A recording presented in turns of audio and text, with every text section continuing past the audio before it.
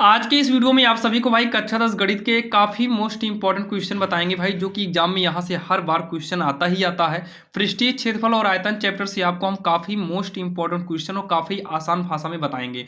आज के इस वीडियो में आपको हम 10 सवाल बताएंगे, जिसमें आपका कुछ ओएमआर रहेगा, 2 नंबर 4 नंबर 6 अंक वाले सभी क्वेश्चन यहाँ पर कवर किए गए हैं। तो चलिए यहाँ पर देखिए, जो सबसे पहली सवाल है भाई, समय आपका वेस्ट नहीं करेंगे क्योंकि भाई समय बिल्कुल भी नहीं बचा हुआ है। जैसे कि आज भाई हिंदी का पेपर था, आप लोग देने गए ही होंगे, तो चलिए इसको देखते हैं और आप लोग भाई कमेंट में बताना कि हिंदी का पेपर कैसा गया आपका। तो यहां पर देखिए, सिद्ध कीजिए कि वेलन के आयतन का दोगुना उसके वक्रपृष्ठ और आधार की त्रिज्या के गुणनफल के बराबर होता है। हमें सिद्ध करना है कि बेलन के आयतन को दोगुना, बेलन के आयतन का दोगुना ना, तो सबसे पहले यहां पर हम लिखेंगे बेलन के आयतन या बेलन का आयतन का दुगुना, दुगुना का मतलब 2 से गुणा, फिर क्या बोला है, उसके वक्र पृष्ठ, यानी कि यहां पर रहेगा वक्र पृष्ठ और आधार की त्रिज्या, आधार की त्रिज्या, आधार की त्रिज्या के गुणनफल, गुणनफल के बराबर है। बस हो गया, इसी को सॉल्व कर दो, अगर बराबर आ गया तो सिद्धम कर देना। तो भाई बेलन का जो आयतन होता है ना, ये हमारा होता है पाई आर स्क्वायर एच गुणे में 2। वक्रपृष्ठ जो होता है, वक्रपृष्ठ हमारा होता है 2 पाई आर एच होता है और त्रिज्या आर हो गया। इसको सॉल्व करेंगे तो 2 पाई आर स्क्वायर एच होगा और ये आर का आर में गुणा कराएंगे तो 2 पाई आर स्क्वायर एच होगा। दोनों बराबर हो गया, तो यहाँ पर लिख देंगे लेफ्ट हैंड साइड बराबर का राइट हैंड साइड और लास्ट में क्या लिखेंगे, इति सिद्धम, जो कि आपका भाई 2 अंक में पूछा जाता है। काफ़ी आसान और काफ़ी इंपॉर्टेंट क्वेश्चन था। इसमें हमको फार्मूले का विशेष ध्यान देना था, जो कि काफ़ी आसान था। अब आपको यहाँ पर भाई कोई दिक्कत नहीं होगी। अब यहाँ पर जो सवाल नंबर दूसरी है आपके सामने है, काफ़ी आसान है और कम से कम समय में आपको बताएंगे और बेहतरीन तरीके से बताएंगे। ये दिया है एक लंब वृत्तीय शंकु के आधार का व्यास, और आपको बता दें भाई, सभी इंपॉर्टेंट क्वेश्चन के लिए ऑलरेडी हम एक प्लेलिस्ट बनाए हैं, जिसका लिंक आपको हम डिस्क्रिप्शन में दे देंगे। वहां पर जाकर आप 2 अंक वाले, 4 अंक वाले, 6 अंक वाले सभी इंपॉर्टेंट क्वेश्चन को आप देख सकते हैं। एक लंब वृत्तीय शंकु के आधार का व्यास जो है कितना है, 21 है। तो यहाँ पर हम लिखेंगे लंब वृत्तीय शंकु के आधार का व्यास, शंकु के आधार का व्यास। तो व्यास को हम डी से दिखाते हैं, डी कितना है, 21 है। व्यास हमें इसलिए देता है ताकि हम त्रिज्या निकालें, तो त्रिज्या भाई व्यास का आधा कर देंगे, मतलब आर बराबर होता है d/2 होता है। इसको हम भाग देंगे तो 10.5 आएगा। कितना आएगा, 10.5 आएगा सेंटीमीटर, क्योंकि ये सेंटीमीटर में है। उसके बाद तिर्यक ऊंचाई, तिर्यक ऊंचाई का मतलब यल, यल कितना है, 13.5 सेंटीमीटर है। और हमसे पूछा इसका संपूर्ण पृष्ठ, मतलब संपूर्ण पृष्ठ ज्ञात करना है। तो संपूर्ण पृष्ठ के लिए जो फार्मूला होता है, यहां पर लिखेंगे लंब वृत्तीय शंकु का संपूर्ण पृष्ठ बराबर, इसका फार्मूला होता है पाई आर, आर प्लस यल, ये होता है संपूर्ण पृष्ठ का फार्मूला। तो पाई का मान 22/7 हो गया, त्रिज्या आर, आर कितना है, 10.5 है। और ब्रैकेट में हम लिखेंगे, या 21 बटे यहाँ पर 2 भी कर सकते हैं, ये हो जाएगा 10.5 प्लस में यल कितना है, 13.5 है। तो ये हमारा हो जाएगा, देखिए इसको काट दो, 7 × 7 हो जाएगा, तो ये कटेगा 7 × 7, 7 × 5 = 35। तो ये देखिए 15 दूनी 30, 15 दूनी 30, 3 33, मतलब ये हो जाएगा 33.0 हो गया। गुणे में इसको जब हम जोड़ेंगे तो ये हमारा कितना आएगा, 24 आएगा। क्या 5 × 5 = 10 हो गया, हासिल 1 13, 24.0 आएगा। तो जब इसका हम गुणा करेंगे भाई, 0.0 हट ही जाएगा, 33, और अगर हम 24 का गुणा करें तो 24 × 72, 24 × 72, 7 79, 792 हो जाए। कितना होगा, 792 होगा, जो कि पृष्ठ जो है संपूर्ण पृष्ठ ये वर्ग में रहेगा, वर्ग सेमी। ये इसका आंसर हो गया, जो कि काफ़ी आसान सवाल थे और आप सभी के समझ में आई होगी। अब यहाँ पर अगर हम सवाल नंबर तीसरे की बात करें, तो सवाल नंबर तीसरी आपके स्क्रीन के सामने है। चलिए इसको आप लोग भाई साथ में सॉल्व करिएगा और बताइएगा इसका आंसर कितना आएगा, बाकी हम तो बताएंगे ही। तो यहाँ पर सबसे पहले हमको दिया है, तो यहाँ पर हम क्या लिखेंगे, दिया है गोले का वक्र पृष्ठ की माप। तो यहाँ पर दिया है गोले का वक्र पृष्ठ, गोले का वक्र पृष्ठ कितना है, 36 पाई है। गोले का वक्र पृष्ठ कितना है, 36 पाई है सेंटीमीटर स्क्वायर। गोले का वक्र पृष्ठ कितना है, 36 पाई है सेंटीमीटर स्क्वायर है। तो गोले का वक्र पृष्ठ 4 पाई आर स्क्वायर हो जाएगा, 36 पाई। पाई को पाई से हम काट देंगे, 4 का नाम 4, 4 9 36, तो आर स्क्वायर बराबर 9 बचेगा। इधर से वर्ग हटेगा, इधर अंडर रूट, तो ये रूट से बाहर निकलेगा, 3 3 का 9, मतलब ये कितना आ गया, 3 सेंटीमीटर आ गया। कितना आ गया, 3 सेंटीमीटर आ गया। अब हमसे गोले का आयतन बोला है, तो यहाँ पर लिखेंगे गोले का आयतन, गोले का आयतन v, गोले का आयतन v बराबर हो जाएगा, फार्मूला होता है 4/3 पाई आर क्यूब, आयतन क्यूब में रहेगा। तो ये होगा 4/3 गुणे पाई का मान 22/7 रखने से कोई फायदा नहीं, कटेगा है ही नहीं कुछ। तो आर के जगह पर 3 करेंगे, क्यूब है। तो ध्यान से देखिएगा, ये 4/3 गुणे पाई गुणे 3 का क्यूब 27, 3 का नाम 3, 3 9 27, तो 9 चौक कितना होगा, 36 पाई, और आयतन जो है सेमी क्यूब में रहेगा, 36 पाई सेमी क्यूब हो जाएगा। ये इसका आंसर हो जाएगा, जो कि काफ़ी आसान है। ये 2-4 अंक वाले क्वेश्चन पूछे जा सकते हैं। और आपको बता दें, कुछ सवाल जो आप ये देख रहे हैं भाई, इसी में से कुछ सवाल ऐसे भी हैं जो आपको विकल्प में भी दे सकता है। तो चलिए, ये हमारी सवाल नंबर 3 है। अब हम देखने वाले हैं सवाल नंबर 4। अब यहाँ पर अगर हम सवाल नंबर 4 की बात करें, तो सवाल नंबर 4 आपके स्क्रीन के सामने है, जो कि काफ़ी इंपॉर्टेंट है और ये एग्जाम में कई बार पूछी गई है, जो कि भाई आप देखेंगे तो मिलेगा आपको, विद्या या राजीव क्वेश्चन बैंक कंसोल जो भी हो मटेरियल आपका, उसमें आप देख सकते हैं। एक शंक्वाकार बाल्टी के दोनों पृष्ठ वृत्तीय सिरों की त्रिज्याएं 28 और 7 सेंटीमीटर हैं। मतलब एक त्रिज्या ये है, दूसरी त्रिज्या ये है। तो यहाँ पर लिखेंगे R1, मतलब पहली त्रिज्या R1 जो है वो 28 सेंटीमीटर है, और जो दूसरी त्रिज्या इसको हम R2 से दिखा देंगे, ये 7 सेंटीमीटर है। यदि बाल्टी की ऊंचाई, ऊंचाई का मतलब हाइट होता है एच कितना है, 45 सेंटीमीटर, इतना हो गया। उसके बाद तो बाल्टी की धारिता, तो यहाँ पर हम लिखेंगे बाल्टी की धारिता, बाल्टी की धारिता, इसका जो फार्मूला यूज करेंगे 1/3 पाई आर, यहाँ होगा R1 स्क्वायर, फिर R2 स्क्वायर, फिर ये हो जाएगा R1 R2, ये इसका फार्मूला है, आप लोग ध्यान दीजिएगा, ठीक। तो 1/3 गुणे पाई का मान 22/7 हो गया, त्रिज्या 45 है। त्रिज्या यानी कि हाइट एक ही चीज़ है, इसको हम बड़ा आर भी कर सकते हैं, ये हमारी हाइट और त्रिज्या दोनों में कन्वर्ट हो जाएगी। एच कर दो, यहाँ पर कोई दिक्कत नहीं रहेगा, एच ही कर देते हैं, काम खत्म, एच कर दो, बात खत्म हो गई। 45 हो गया। R1 स्क्वायर, R1 का मतलब 28 है, तो 28 का स्क्वायर आप करेंगे तो 28 का स्क्वायर 784 आएगा। और यहाँ R2 का मतलब 7 का स्क्वायर 49 हो जाएगा, प्लस में R1 R2 का गुणा कराना है, 28 7 196 होता है। इतना कहने के बाद देखो कुछ कटे पिटेगा भाई, कुछ कट उठ नहीं रहा है, तो आप इसका गुणा कराओ, 45 दूनी 90, 45 दूनी 90 9 99, 990 आ गया। और बटे में 70 का 21, खैर ये 3 से कट भी रहा था। और गुणे में इन सब को अगर आप जोड़ेंगे तो 1029 आएगा, काट दो पहले, 3 7 21, 3 त्रिका 0, तो ये आएगा 330/7 गुणे 10 2 9। अच्छा ये कटेगा क्या, चेक करो एक बार, तो 7 का नाम 7, 7 का नाम 7, 3 बचा, 32 हो गया, 7 चौक 28, 4 बचेगा, 7 49, तो ये हमारा हो जाएगा 330 गुणे 147, इसका गुणा कराएंगे तो ये आएगा 48,510 सेंटीमीटर क्यूब। बाकी आप लोग वही गुणा आता ही होगा, धारिता मतलब क्षेत्रफल में था तो इसलिए सेंटीमीटर क्यूब लगेगा, जो कि यही इसका आंसर हो जाएगा 48,510, 48,510 यही इसका आंसर होगा, जो कि हमारी सवाल नंबर 4 थी। काफ़ी आसान था और आप सभी के समझ में आया होगा। अब यहाँ पर जो 5वें नंबर सवाल है वो आपके सामने है भाई, इसमें हम कुछ विकल्पी क्वेश्चन लिए हैं। जैसे बेलन का वक्र पृष्ठ ज्ञात करने का सूत्र, बेलन का वक्र पृष्ठ जो होता है 2 पाई RH होता है, बेलन का जो वक्र पृष्ठ है वो 2 पाई RH होता है।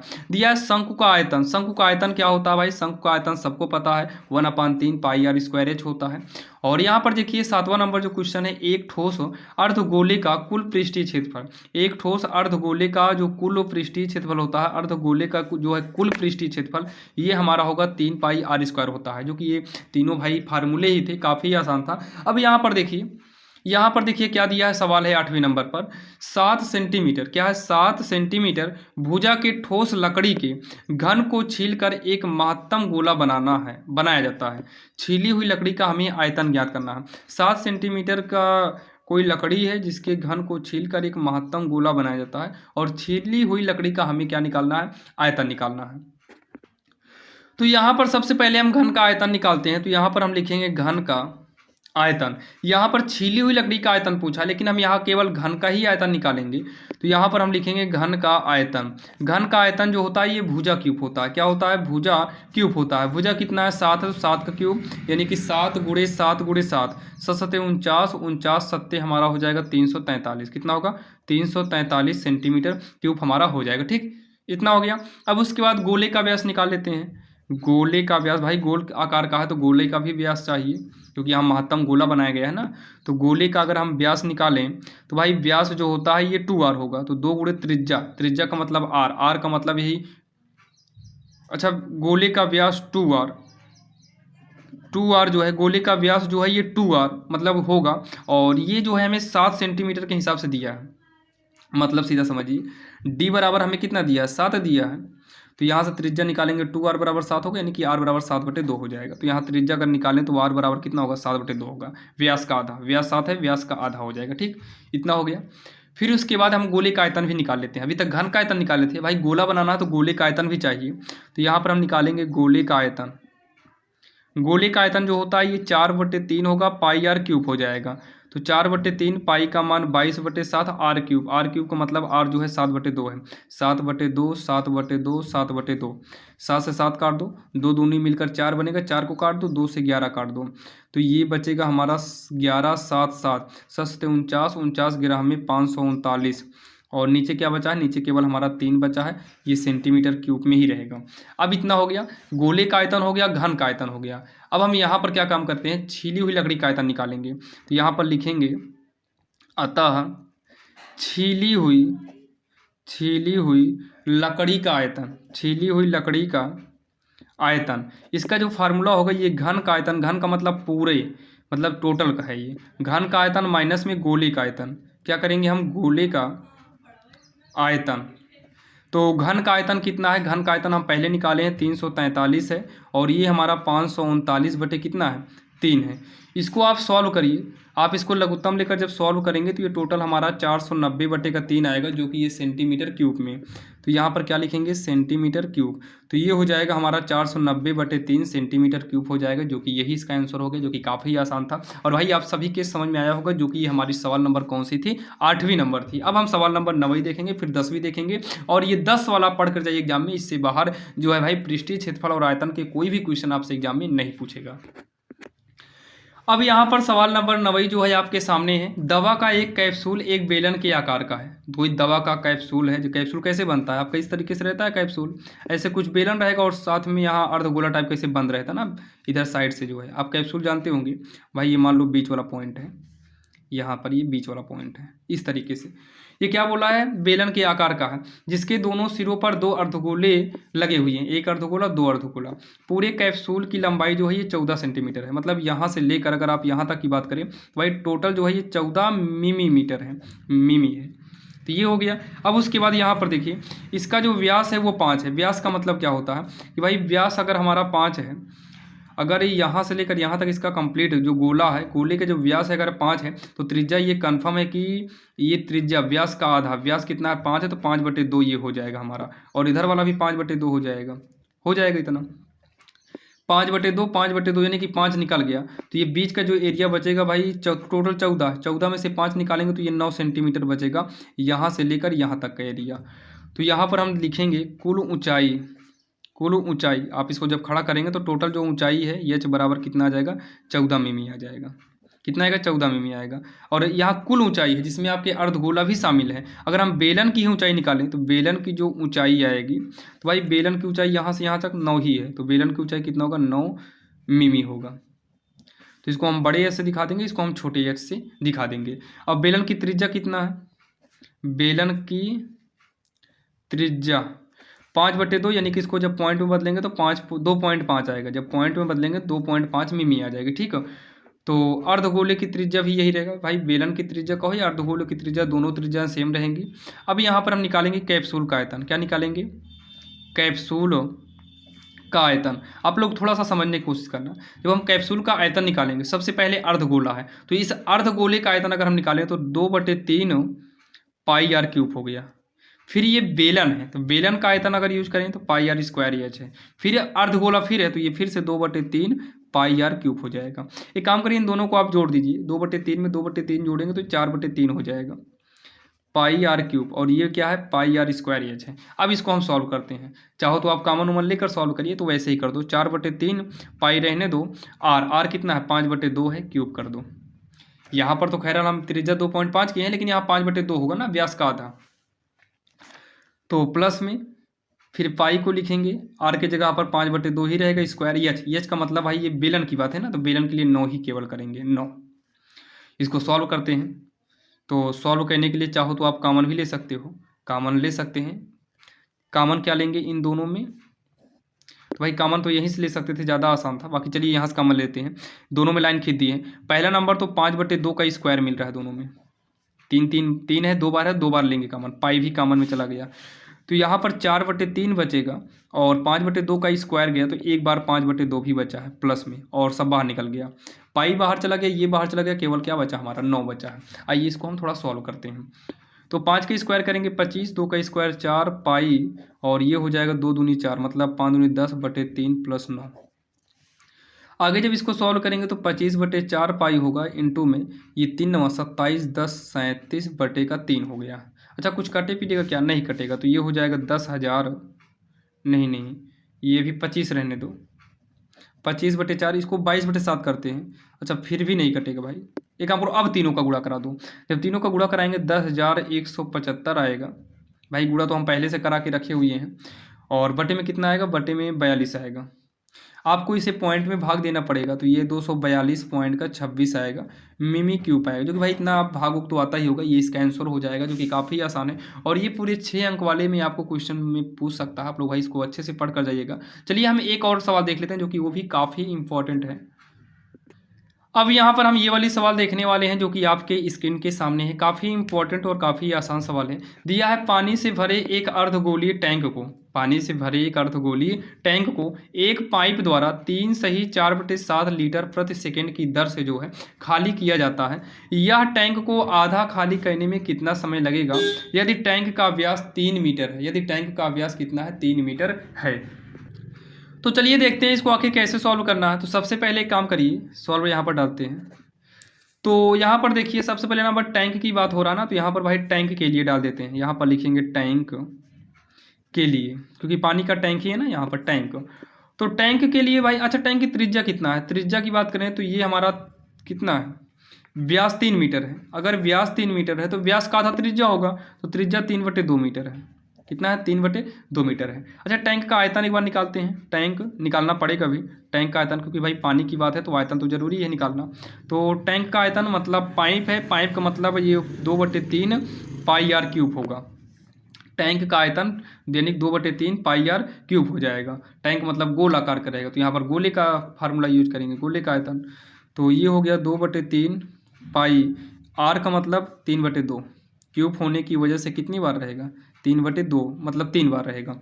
अच्छा एक कट जाएगा, तो 9/3 पाई आएगा, 9/4 पाई, और यहाँ पर मीटर की बात है तो मीटर क्यूब हम कर देंगे, ठीक, मीटर क्यूब कर देंगे, इसको हमें लीटर में कन्वर्ट करना है, क्योंकि भाई पानी जो है लीटर में काउंट होगा, तो ये हो गया हमारा 1 मीटर क्यूब बराबर जो होता है ये 1000 लीटर होता है, 1000 लीटर, तो ये कटेगा क्या, 4 से 25 चौको 100 यानी कि 250 आएगा, और गुणा कराने पे कितना आएगा, 2250 पाई लीटर हो गया, ठीक, इतना हो गया। और खाली करने की दर हम चेक कर लेते हैं, खाली करने की दर, तो खाली करने की दर कितना है, 3 सही 4/7 है, तो यहाँ पर हम लिखेंगे 3 सही 4/7 लिखेंगे, कितना, 3 सही 4/7 लीटर पर सेकेंड, यानी कि प्रति सेकेंड है, तो ये हो जाएगा 70 के 21 से 21 4 कितना हो गया, 25/7 लीटर पर सेकेंड, ये हो गया। और इतना करने के बाद जो है अब यहाँ पर लिखेंगे खाली करने में कुल समय कितना लगेगा, खाली करने में लगा समय, खाली करने में लगा समय, और यहाँ पर ध्यान दीजिएगा, यहाँ पर जो हम फार्मूला किए हैं वो अर्धगोले का यूज किए हैं, पता है क्यों, क्योंकि हमें आधा ही टंकी खाली करना, पूरी टंकी खाली नहीं करना, इसलिए यहाँ पर 4 नहीं किया, ठीक, नहीं आप लोग कन्फ्यूज रहिए। तो भाई खाली करने में लगा समय जो है ये हमारा हो जाएगा, टोटल कितना है, टोटल हमारा 2250 पाई है, और इसमें खाली करने की जो दर है ये 25/7 है, ठीक, इतना सेकंड हमारा आंसर आएगा जब हम सॉल्व करेंगे, तो इसको तो हमें सॉल्व ही करना होगा, तो इसको चलिए सॉल्व करते हैं। तो ये बाहर बाहर के हिसाब से हो जाएगा 2250, मतलब 2250 गुणे 7 बटे में कितना 25 पाई। 25 छक्का 125 जी 9, मतलब कितना आएगा 60 आ गया। तो 25 नहीं कटेगा भाई, 25 अट्ठे 225, नवैया 225 होगा, 25 नवैया होगा। और यहाँ पर क्या काम करिए, 90 गुणे 7 हो जाएगा, गुणे में पाई का मान 22/7 यूज करो, 7 से 7 कट गया, तो ये गुणा कराने पे आएगा 22 9 दूनी 18, 1980 आएगा, 1980 सेकेंड। अच्छा, इसको 60 से अगर हम भाग करेंगे तो ये मिनट में आएगा, यानी कि 33 मिनट। कितना 33 मिनट, ये इसका आंसर हो जाएगा, जो कि काफ़ी आसान थी। आपको आज की इस वीडियो में हमने 10 सवाल बताए हैं। इन 10 सवाल को अगर आप भाई समझ गए होंगे तो पृष्ठीय क्षेत्रफल और आयतन में कोई दिक्कत नहीं होगी। बाकी सभी चैप्टर के इंपॉर्टेंट क्वेश्चन के लिए ऑलरेडी हम एक प्लेलिस्ट बनाई हुई है, जिसका लिंक आपको डिस्क्रिप्शन में दे देंगे। वहाँ पर जाकर आप अपने बोर्ड एग्जाम की बेहतरीन तैयारी कम से कम समय में कर सकते हैं। चलिए मिलते हैं किसी अन्य वीडियो में।